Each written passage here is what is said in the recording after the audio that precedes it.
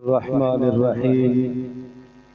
وعن عبد الله بن مسعود رضي الله تعالى عنه قال: خط لنا رسول الله صلى الله تعالى عليه وسلم خطا ثم قال: هذا سبيل الله، ثم خط خطوطا عن يمينه وعن شماله وقال: هذه سبل، على كل سبيل منها شيطان يدعو إليه.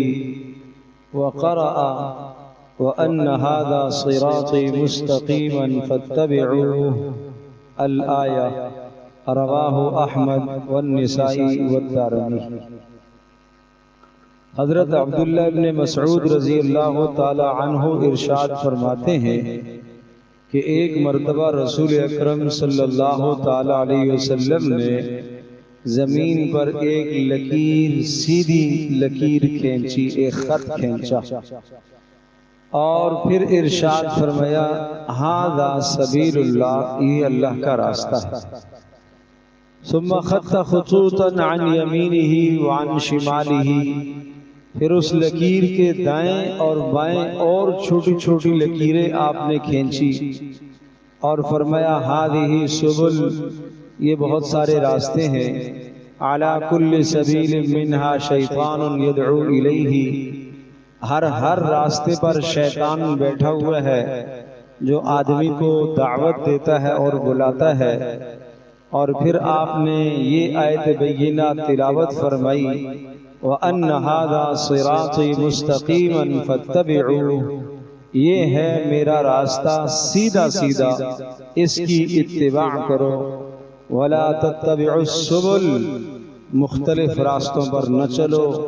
فَتَفَرَّقَ بِكُمْ عَنْ دِينِهِ، کہیں ایسا نہ ہو کہ تم اپنے راستے سے بھٹک جاؤ۔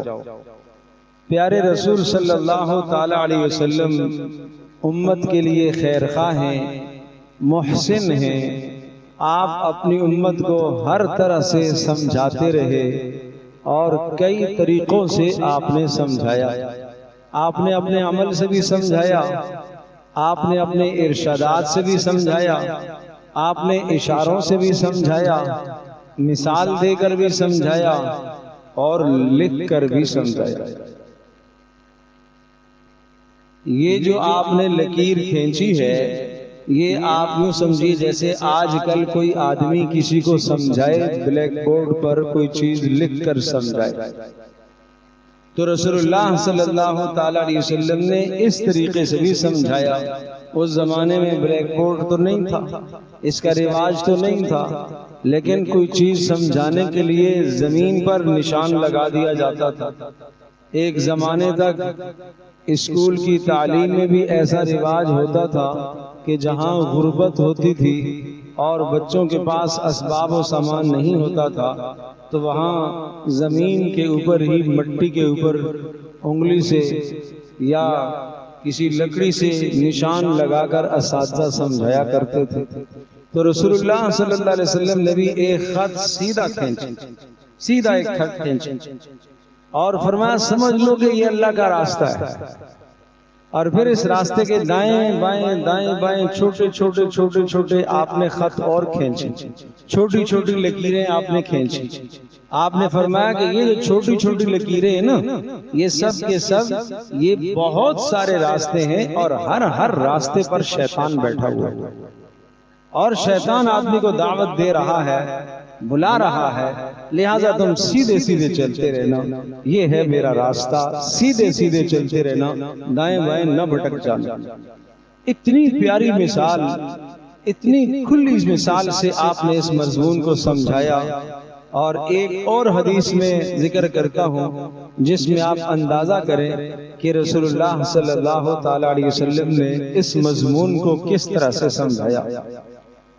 رسول اللہ صلی اللہ علیہ وسلم نے یوں بھی ارشاد فرمایا کہ اللہ تبارک تعالیٰ نے سیدھے راستے کی ایک مثال دی، یہ سمجھ لو یہ سیدھا راستہ جا رہا ہے اور اس راستے کے دائیں بھی ایک دیوار ہے، بائیں بھی ایک دیوار ہے۔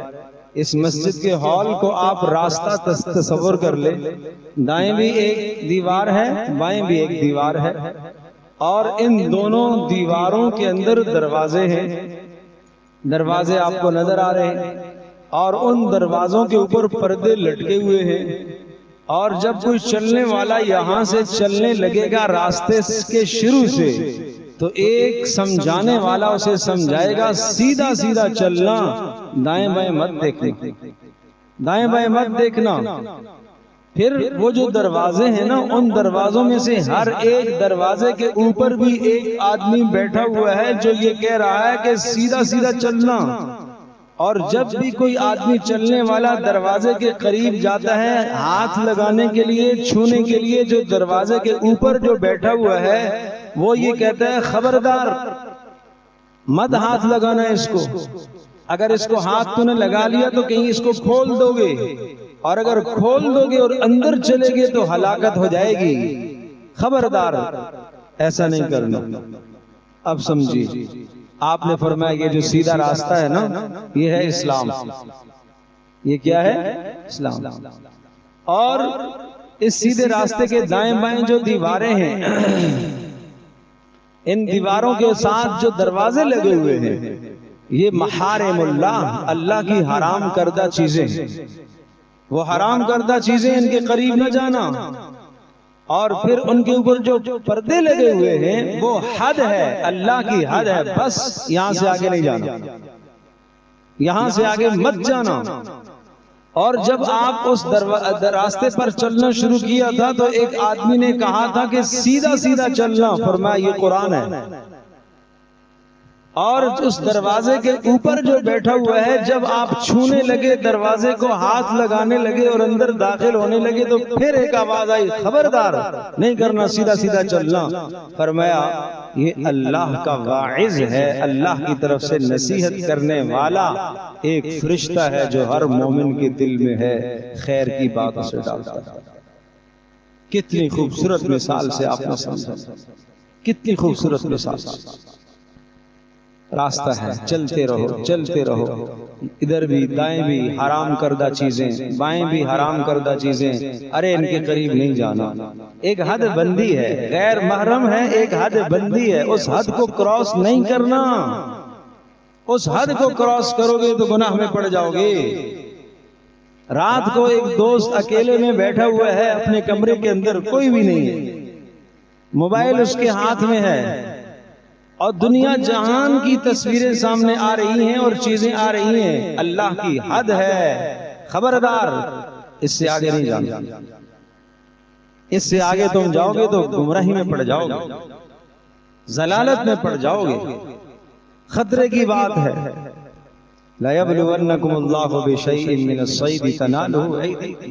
اللہ تمہیں آزمائش میں ڈالتا ہے، تمہارے سامنے گناہوں کے اسباب اللہ لاتا ہے، وہ دیکھنا چاہتا ہے کہ کون بندہ اللہ کے ڈر کی وجہ سے گناہوں سے بچ جائے گا۔ اس لیے گناہ کا سبب سامنے آئے تو اسے کوئی غنیمت نہ سمجھا کرو کہ میرے تو مزے ہو گئے، یہ تو خود گناہ آیا میرے پاس، میں نے تو نہیں کیا، یہ خود آ رہا ہے، یہ حرام چیز خود میرے پاس آ رہی ہے، یہ غیر محرم میرے پاس خود آ رہی ہے، یہ حرام کا مال خود آ رہا ہے، میں نے تو نہیں لیا۔ ارے بھائی امتحان ہے آپ کا، یہ امتحان ہے۔ صحابہ اکرام رضی اللہ عنہم اجمعین حالت احرام میں تھے، عمرے کے لیے جا رہے تھے، حالت احرام میں شکار کرنا، خشکی کا شکار کرنا منع۔ دیکھا تو ہرن بھی ہے، خرگوش بھی ہے، نیل گائے بھی ہے۔ اب صحابہ کہتے ہیں ہم چاہیں تو ہاتھوں سے پکڑ سکتے تھے، ہاتھوں سے پکڑ سکتے تھے۔ اللہ نے کہا خبردار یہ تمہارا امتحان ہے، ان جانوروں کو، یہ جو وحشی جانور ہیں، خرگوش، ہرن، نیل گائے، یہ آدمی سے بھاگنے والے جانور ہیں، مگر اس وقت تمہارے قریب آ گئے، تیر سے مارنا تو بہت بات کی بات ہے، ہاتھوں سے پکڑ سکتے ہو، آپ آگے بڑھ رہے ہو وہ بھاگتا ہی نہیں ہے۔ کہا یہ تمہارے لیے امتحان ہے، اللہ دیکھنا چاہتا ہے کہ کون شکار کرتا ہے اور کون اللہ کے خوف سے بچتا ہے۔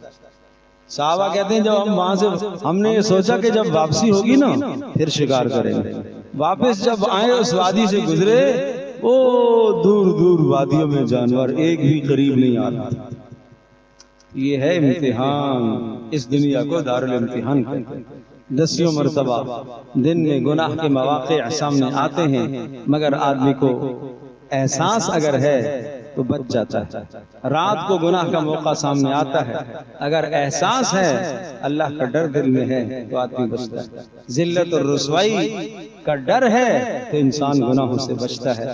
اللہ مجھے بھی آپ کو ہم سب کو بچنے کی توفیق عطا فرمائے۔